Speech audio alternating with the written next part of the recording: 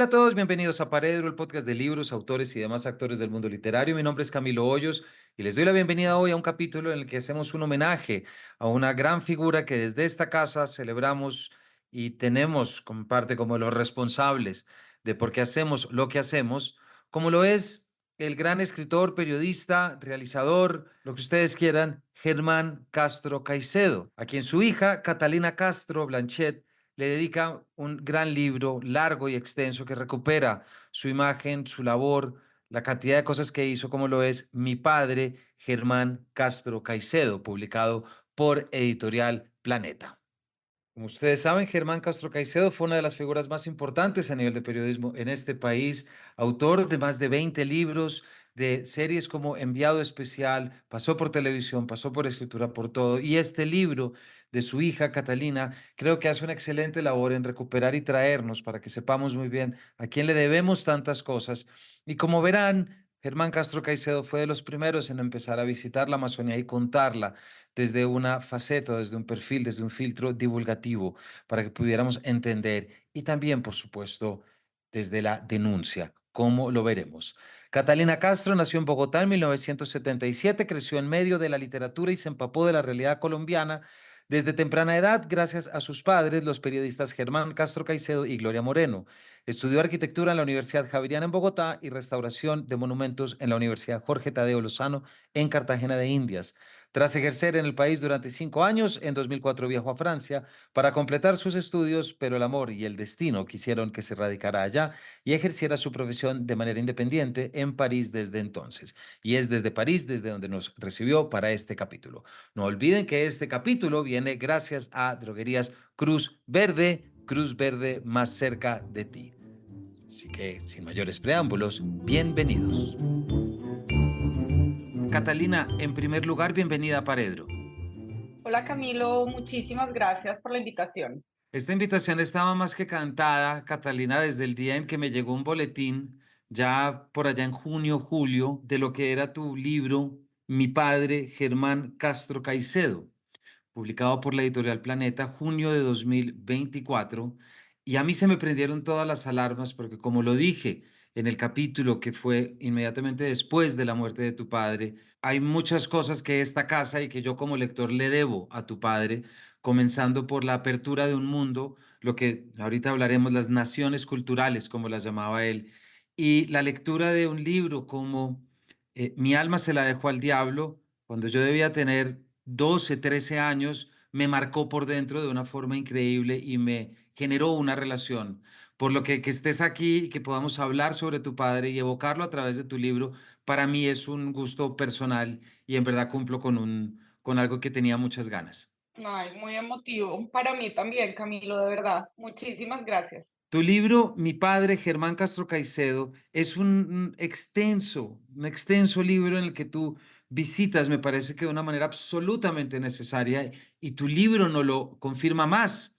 Es un libro de 600 páginas, 700 páginas en que exploras lo que fue el itinerario de tu padre y que fue un autor, reportero, investigador, viajero, que definitivamente pasó por todo. Arrancó escribiendo, le tocó la llegada de la televisión, se llevó la televisión a muchos territorios, etcétera. Entonces, ¿por qué no arrancamos un poquito por el libro, Catalina, si te parece? ¿Cómo? Porque además tú en las primeras páginas alcanzas a hablar de lo que fue ese momento en el que tu padre dijo, vale, listo, hagámosle, metámonos en esto. ¿Por qué no nos cuentas cómo cogió carne, espíritu y todo lo demás? Bueno, yo creo que este libro se hizo un poco a la manera en que mi papá hizo sus investigaciones, es decir, que al principio no fueron solo fáciles, fueron más bien de tropiezos.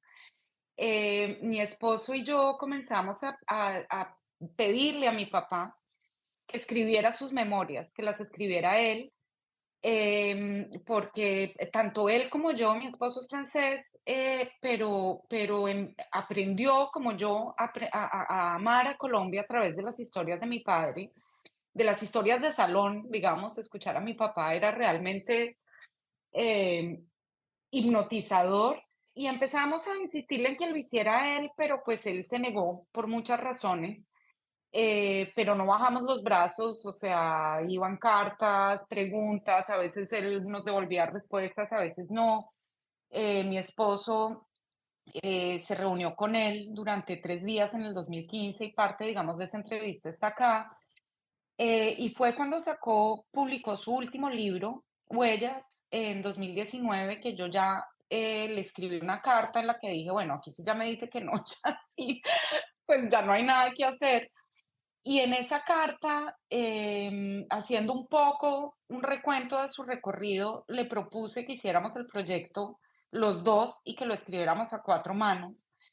Y en ese momento ya sí mi papá aceptó. O sea, cuando ya le dije: "Lo quiero hacer contigo", ya se aceptó y se metió de lleno, pues nos metimos de lleno los 2 en este libro durante 2 años hasta que mi papá se fue. Pero fueron 2 años de mucha investigación, en la que yo lo entrevisté millones de veces, en la que le mandé preguntas, en la que, le mandaba, por ejemplo, el desgrave de las entrevistas, y si él se acordaba de algo, agregaba cosas.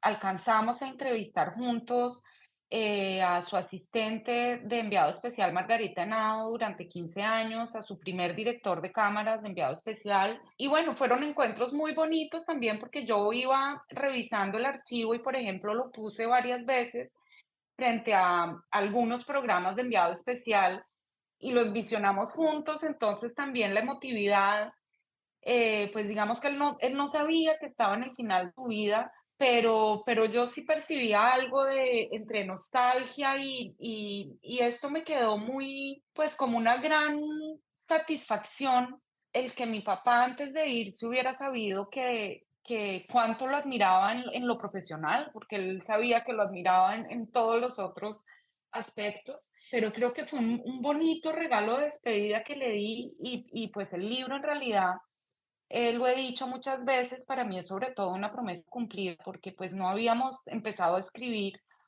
y yo en su lecho de muerte le prometí que yo iba a escribirlo así yo no fuera escritora y que me costara lo que me costara, el proyecto iba a salir adelante. Entonces es eso, es ante todo una promesa cumplida y una gran satisfacción de que mi papá supo lo emocionante y todo lo que me metía dentro de su vida. Gracias, Catalina, por lo que nos cuentas. Y además hay algo que rescato y te comentaba un poquito ahora. Voy a decir de pronto una obviedad, pero este es un libro que solo podías escribir tú, porque claro que es la biografía, el recorrido, el reconocimiento de esta increíble labor de periodista y algo tan importante que necesitamos en este país es recordar quiénes abrieron los caminos, ¿cierto? Y que queden ahí De en acuerdo, memorias, en escrituras, porque no somos muy dados a la memoria, somos más dados a la poesía, que está bien, pero también hay que ir completamente. a la memoria y a la Ujú. reflexión. Entonces, está tu labor, pero también hay una labor muy bonita que es el encuentro de la hija con el padre. Es ese espacio que tú logras desarrollar y al cual nos invitas, así lo siento yo, a poder recogerlo todo, entenderlo desde su contorno y de allí que nos salpicas el texto constantemente con regresiones a momentos en el que pudiste hablar con él en sus últimos días, cartas que les escribiste, que se escribieron, etcétera.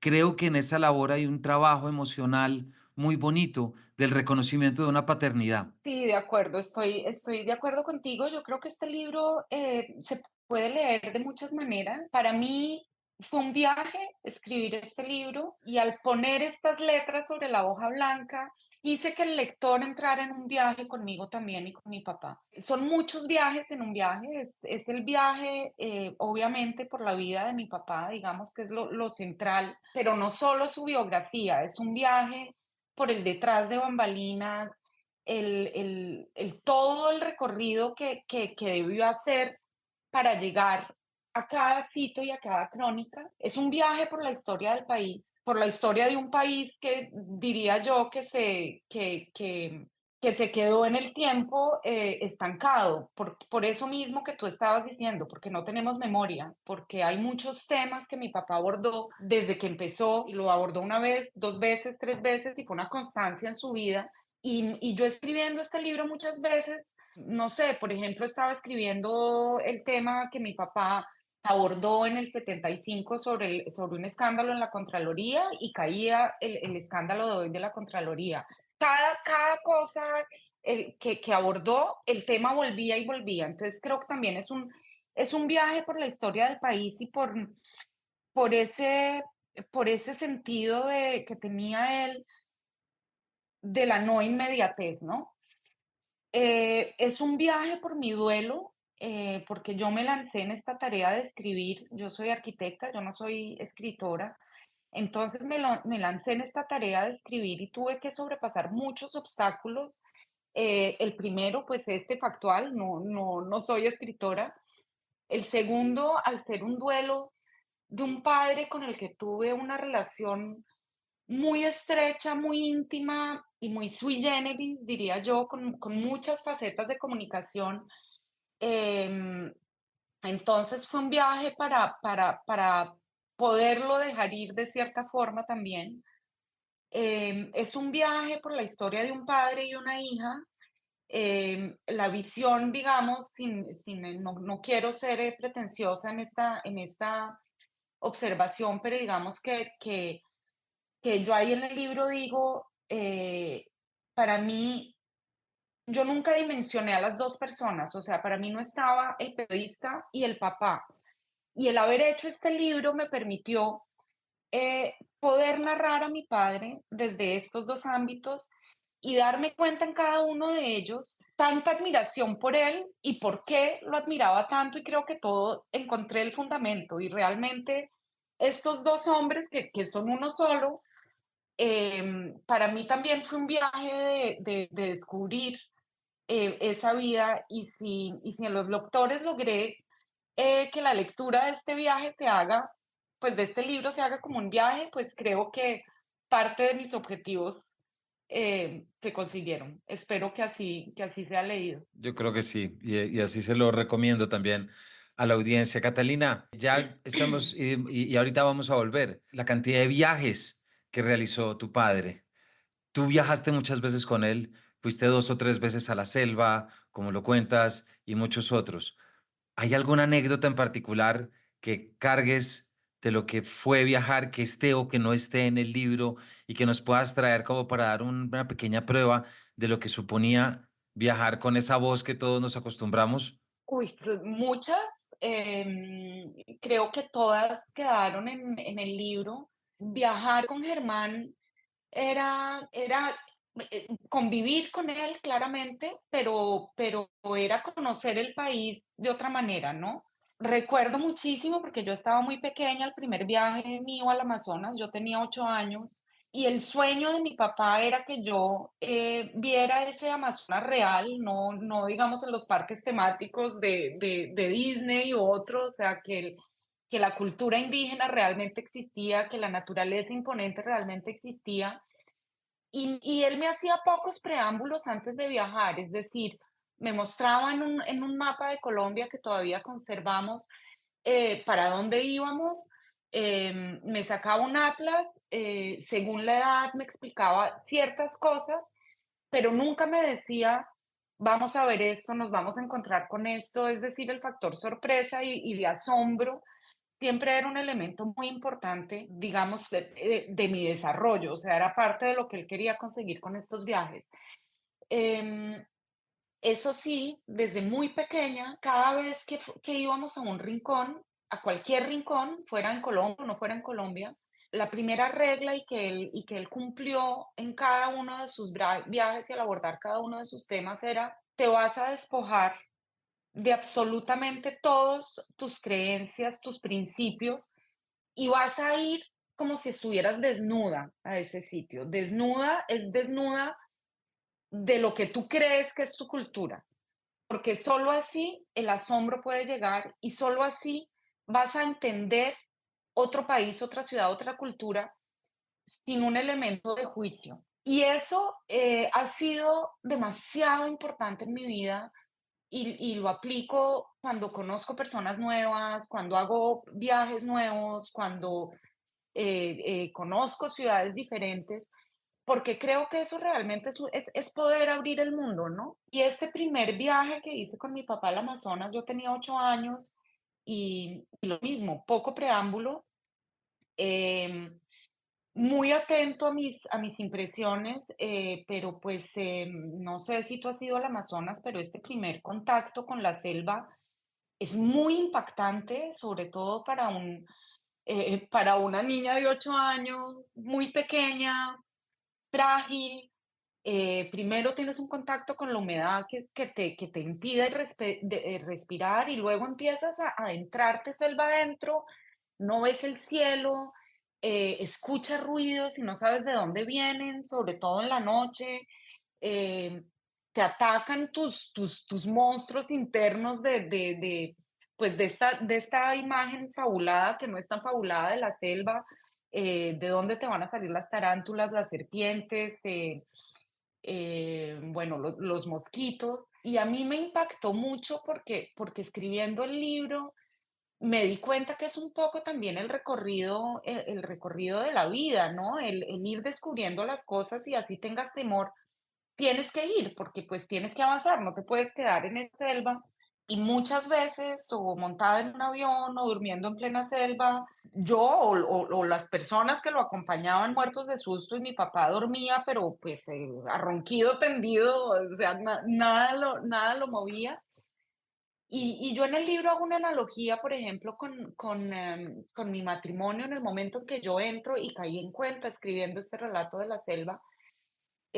Cuando yo me casé, yo decidí que mi ramo de novia sería un ramo de achotes. Y escribiendo esto entendí por qué, porque ese primer contacto con la selva fue una indígena, abrió un ramo unas semillas de achote, me pintó el rostro y entonces yo entrar de la mano de mi padre, camino al altar con este ramo de achotes era también, te lanzas a una aventura desconocida por igual, con temor y con emoción, pero me marcó. Y bueno, y pues como estos miles de relatos, o sea, intransigente completamente, eh, a la hora de comer platos muy extraños, ahí no se puede decir que no, ni mirar a la gente mal, y si te ofrecen un café en una taza oxidada, en una casa miserable, campesina, pues te la tienes que tomar, tú no puedes hacerle ese desaire a la gente. Y pues la cultura entra por el paladar también, entonces no, pues me podría quedar aquí todo el día hablando de esos recuerdos, pero Muchas creo que gracias, bueno. Catalina. Pero mira, aquí hay algo en lo que estás contando y en estas enseñanzas que deja y es, bueno, primero arrancar como tú dices, cómo tu padre arranca, por ejemplo, con los toros, ¿no? A mediados de los sesentas, que creo que ahí muestra mucho esa valentía que luego va a emplear para viajar donde sea y como sea, ¿verdad? Y después es a través de los deportes, que también empieza a coger pluma, me refiero a la República, a deporte gráfico y cuando llega por primera vez al tiempo. Pero cuando llega la tele, Ujú, y no que en estas obra escrita no haya ya muchos viajes, pero es que quiero que nos cuentes un poquito sobre esa forma de mirar de tu padre, porque ahorita estábamos hablando, y para la audiencia este es un capítulo que espero traer pronto, estábamos hablando sobre el libro de Martin von Hildebrandt, que tú me acabas de decir ujú, que fue muy amigo de tu padre, El llamado del jaguar, un ujú, libro increíble sobre lo que es el viaje y el conocimiento del Amazonas. Y luego está, por supuesto, Wade Davis y todos los que hemos leído, pero todos vienen de la antropología, de la etnografía, mientras que tu padre viene de la ujú, reportería. Es decir, es la experiencia como el secreto máximo para la reportería bien hecha y es cuando se le mete a tu padre en la cabeza, este país hay que mostrarlo mejor, este país hay que contarlo de ujú, otra forma. Tu padre siempre quiso mostrar las esquinas de este país y siempre quiso mostrar nuestra diversidad. Vamos a ir ahorita más adelante con un fuerte énfasis medioambiental, que ese lo recuperamos ahorita gracias ujú. a tu libro, pero sí siempre llevó la mirada intentando, no como material antropológico, vuelvo, como material de crónica. Ahí encuentro algo muy valioso. Sí, yo creo digamos, mi papá, eh, su gran fortuna fue haber vislumbrado su vocación muy joven, a sus 16 años, pero desde ese entonces decidió trazarse el camino a su manera y casar su historia a su manera. Yo en el libro, y esto era una, pues no una broma, pero esto venía muy seguido con mi papá en la conversación, porque él me hablaba mucho del destino cazador. Y yo le repetía siempre que él era un cazador del destino. Él se trazó su línea, no pisó una facultad de periodismo, em, pero sí hizo 2 semestres de antropología, no para ser antropólogo, sino justamente para entender ese país desde su cultura y desde el hombre, ¿no? Tuvo muchas amistades con muchos antropólogos, Martín von Hildebrand entre uno de ellos, Jaime Arocha, Nina Friedman, los consultó muchísimo y ellos encontraban en mi papá también un periodista que no estaba contando desde el país, desde su escritorio y mirándolo desde arriba, sino que se metía y entendía la manera de entender para poder contar desde adentro, ¿no? Hace un rato hablaste digamos, de los inicios de mi papá. Él empezó como corresponsal taurino, primero en radio y luego en el Ruedo de Madrid. Y como tú lo mencionas, luego vino Deporte Gráfico, La República e inclusive sus comienzos en El Tiempo. Y como cada tema dominaba la técnica perfectamente, o sea, era un conocedor de la tauromaquia, yo creo como pocos en el país. eh, Conocía perfectamente las técnicas del ciclismo, del fútbol, em, del atletismo, bueno, todo, pero desde el ruedo se comenzó a perfilar su manera de abordar los temas. Y es que, claro, tienes que contar qué pasa en un partido de fútbol y qué pasa en una corrida de toros, pero su sello fue adentrarse en la humanidad de esos personajes que estaban en el ruedo, que estaban en el campo. Y por eso yo creo que sus crónicas deportivas fueron tan distintas desde el principio. Y creo que desde ahí él empezó a sentir la necesidad de conocer el hombre para poderlo contar. Y fue ahí también, después de cometer un error muy grave, que decidió estudiar antropología. No sé si respondí a tu, pues en todo caso, a la primera parte. No importa, no importa, Catalina, porque lo que importa es que podamos entender cómo se forja esa mirada, que me parece que es determinante. A toda la audiencia, estamos hablando hoy con Catalina Castro Blanchet, quien publicó recientemente en la editorial Planeta el libro Mi padre, Germán Castro Caicedo. Estamos hablando con ella, además visitando, recuperando y celebrando la imagen de ese gran escritor, periodista, cronista, tantas cosas y sobre todo este aventurero que a través de la crónica nos mostró el país. No olviden que este capítulo viene gracias a Farmacias Cruz Verde más cerca de ti. Hay algo, Catalina, que me gustaría que también nos contaras porque tu padre lo hizo con una facilidad increíble y tú lo dices, estoy viendo aquí precisamente el capítulo que es un enviado muy especial, que es la llegada de la televisión. El cambio a la narración con imágenes y no con palabras, algo en lo que tú te detienes, y que tu padre supo resolver también, pues que a los 2 años estaba montado y estaría montado durante casi 15, 20 años en uno de los programas más emblemáticos que es Enviado Especial, ¿cierto?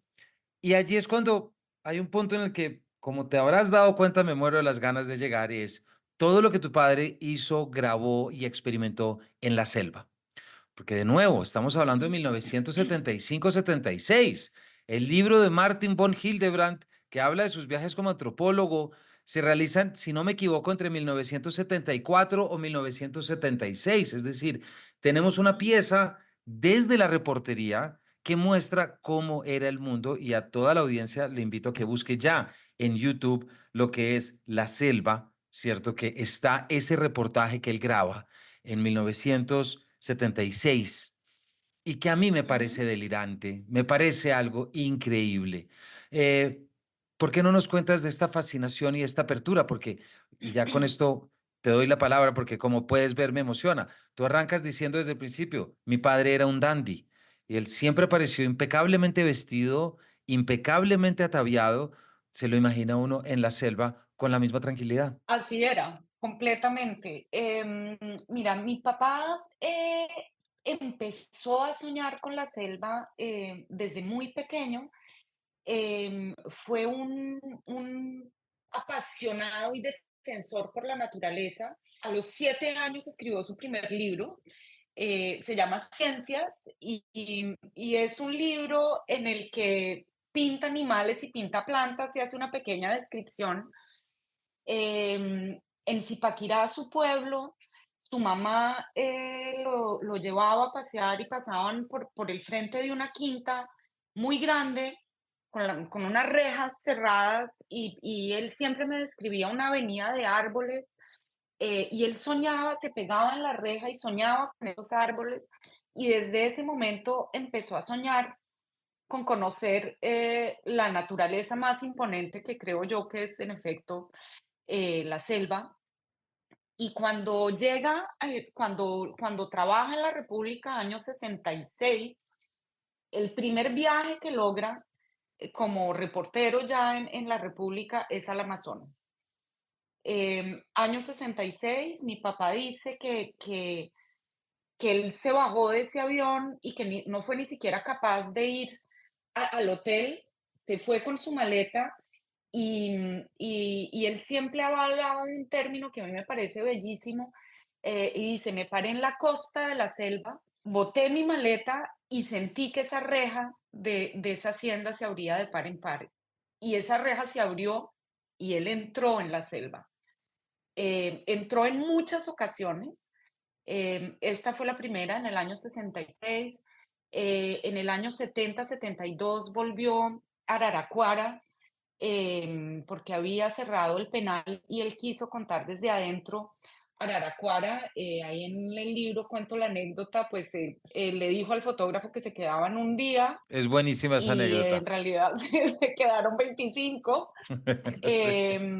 Luego volvió para Perdido en el Amazonas. Para Perdido en el Amazonas estuvo 3 meses y se perdió en el Amazonas. Su recorrido desde Leticia hasta La Pedrera fueron, sí, prácticamente 3 meses en todo medio de transporte, desde sus pies, mulas, chalupas, pasando cachiveras. 3 meses internado. Además, nunca lo picaba un mosco, no lo picaba una anigua, no, o sea, allá todo el mundo se enfermaba menos él. Luego regresó, para mi alma se lo dejo al diablo, muchísimas veces para el tiempo, para contar los abusos de los caucheros, la esclavitud de los indígenas, aún en pleno siglo XX. Y pues como una manera lógica de contar el país, después de contarlo como cronista en el tiempo durante 8 años, eh, pues lo lógico, decía él, era hacerlo de la misma manera en televisión, es decir, recorriéndolo. Y la única manera de mostrar ese país como lo había hecho con su pluma era sacando las cámaras de estudio. Y pues en aquella época sacar una cámara de estudio pues no era muy fácil, era realmente una proeza. Y el segundo programa de enviado especial, pues a Germán Castro Caicedo se le ocurrió filmarlo en la selva, en el Baupés. Habían previsto 2 semanas de rodaje, las 2 semanas se volvieron 5 por todas las dificultades técnicas, pero pues también porque empezó a escasear la comida, porque el avión no llegaba, porque se perdieron, porque una cámara de esa época pues no tenía el sonido integrado, ni la imagen integrada, porque sacaban la cámara y el lente se empañaba o se recalentaba y tocaba esperar horas, porque los indígenas sentían miedo de la cámara. Entonces tenían que hacer también todo un ritual para que entendieran que ese aparato extraño no les iba a robar el alma. Y fue para el equipo técnico que viajó con él, como su director de cámaras, Billy Balsecki.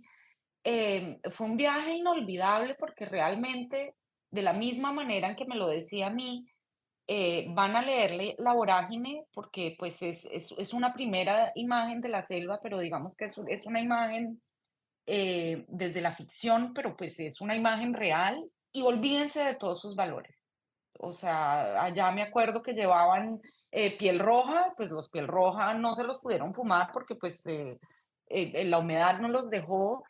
Entraron en contacto con un mundo que es muy diferente a la selva urbana y con culturas que no tenían nada que ver con ellos. En esa época no tan colonizados como lo están hoy. De manera y la selva nunca lo abandonó, o sea, después de enviado especial volvió muchas otras veces, volvió para su libro Hágase tu voluntad, pero fue una constante y sí, yo creo que era un mundo que conocía muy bien, pero era un mundo también que lo atrapaba. O sea, yo creo que sí ejercía cierta magia, el Amazonas, Sí. sobre todo en mi papá. Pues yo invito a la audiencia a que vaya a buscar sobre todo ese trabajo de la selva, Catalina, porque yo sí creo que en el enfoque que tu padre hace las preguntas está claramente la intención de mostrar.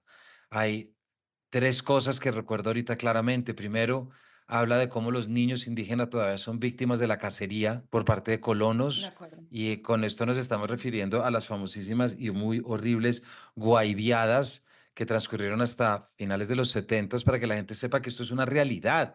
Y hay una pieza periodística en la que hay respuestas de la gente en la que otro colono dice cómo a él le pagan 25 pesos el kilo de látex mientras que al indígena le pagan 8 y De otro cauchero acuerdo. diciendo que no ha podido explotar porque los caucheros blancos que quiere traer exigen comida y le preguntan, ¿y acaso a los indígenas no hay que darles comida? Y dice, no, eso sí comen cualquier cosa. Es un Sí, documento muy importante para entenderlo.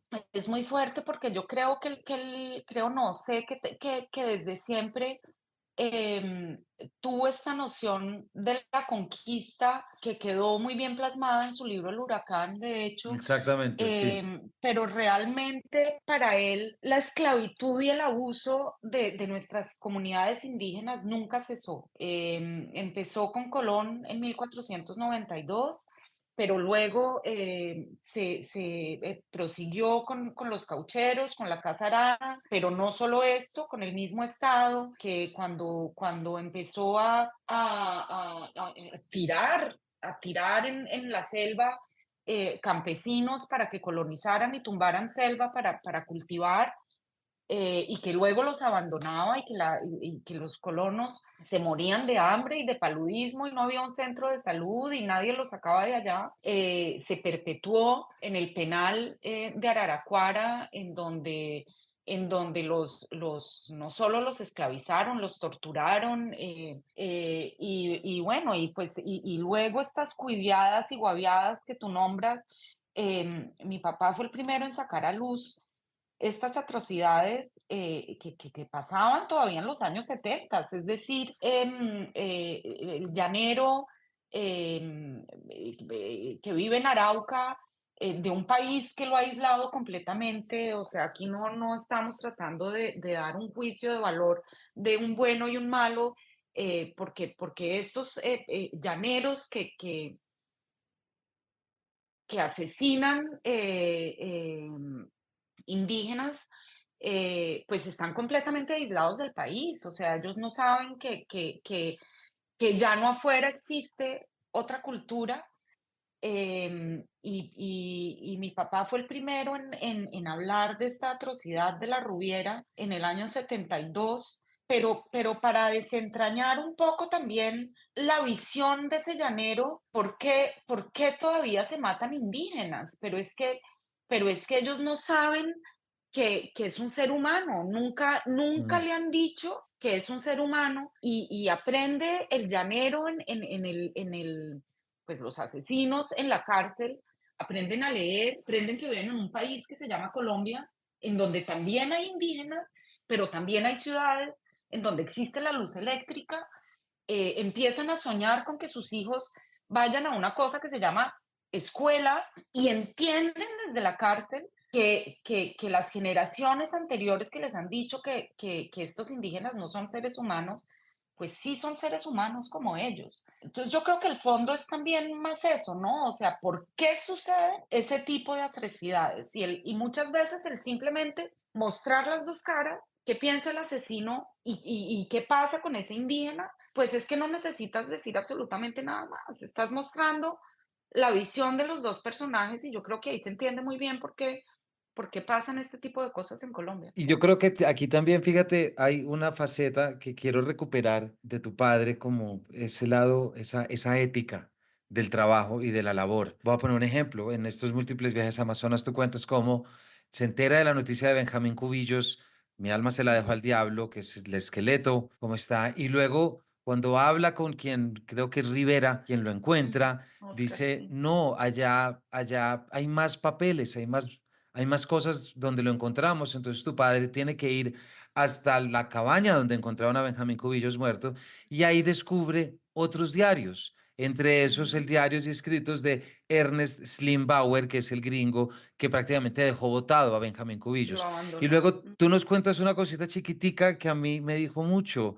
A su regreso, Germán fotocopió los dos diarios y entregó los originales al juez. Eso me pareció increíble, porque ¿quién no se queda con eso como coleccionismo, como fetiche, como lo que quieras, ¿cierto? Pero no, esa es una Sí. pieza legal judicial, esa es una evidencia que tiene que entregar al juez y no se reabre el caso. Habrá dicho, hombre, pues me hubiera quedado con esa pieza, pero por lo menos sabe que detrás hay una realidad y hay una vida de por medio. Ahí esa imagen tuya me habló mucho de tu padre. Sí, de acuerdo. Hay una ética inquebrantable. Bueno, hablando de Mi alma se la dejo al diablo, pues es un libro que es una historia que persiguió durante 10 años y en efecto le hizo muchos viajes al Amazonas y fue hasta ese rancho y allí encontró los diarios. Y me parece importante que subrayes ese tema ético porque fue una constante en su vida. Creo que no solo era una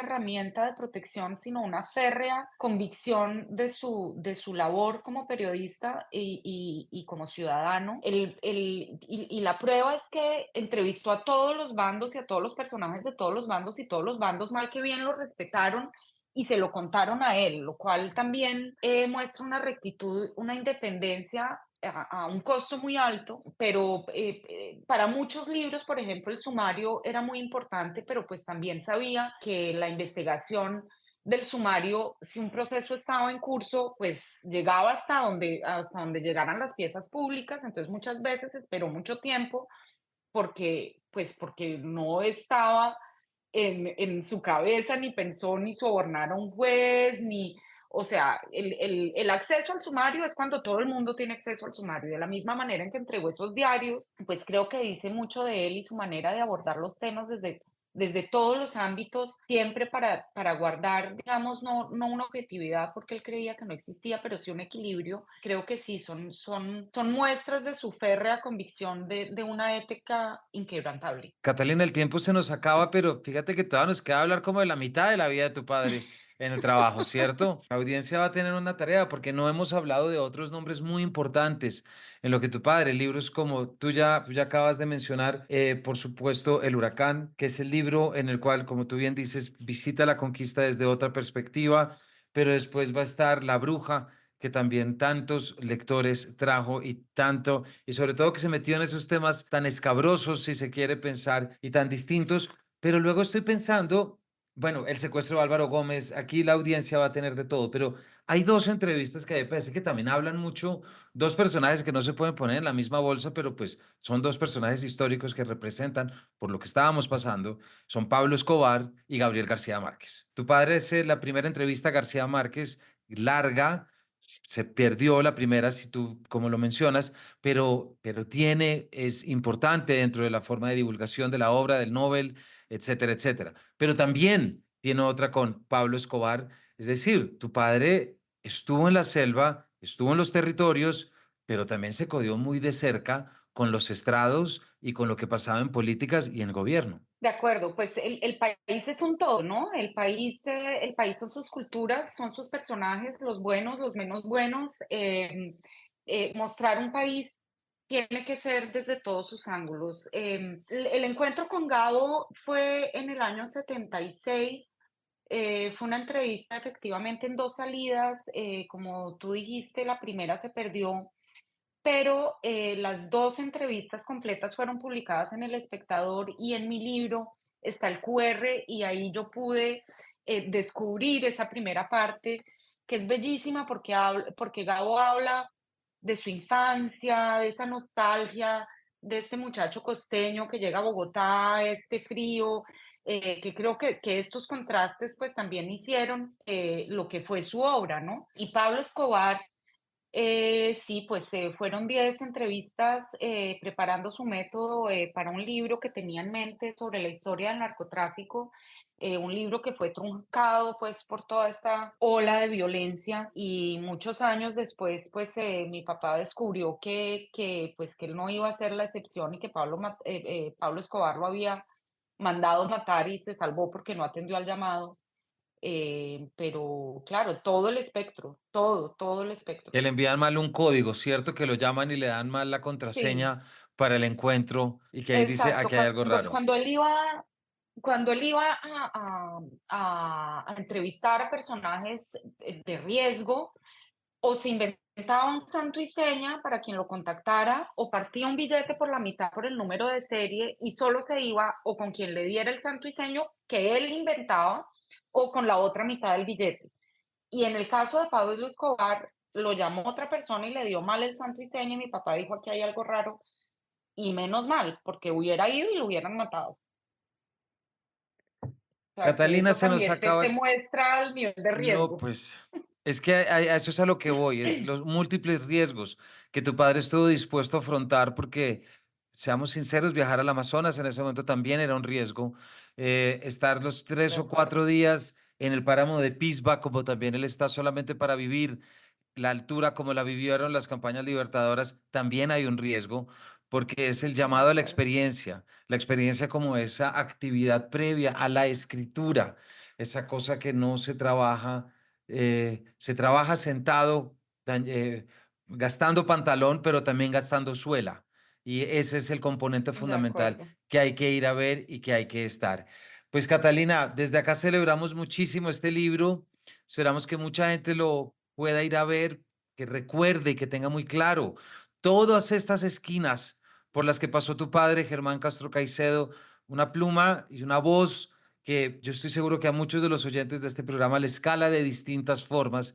Y si no lo hace todavía, pues que vayan a tu libro y que lo empiecen a leer y que podamos ver lo que es la construcción de un país desde la buena reportería y la valiente.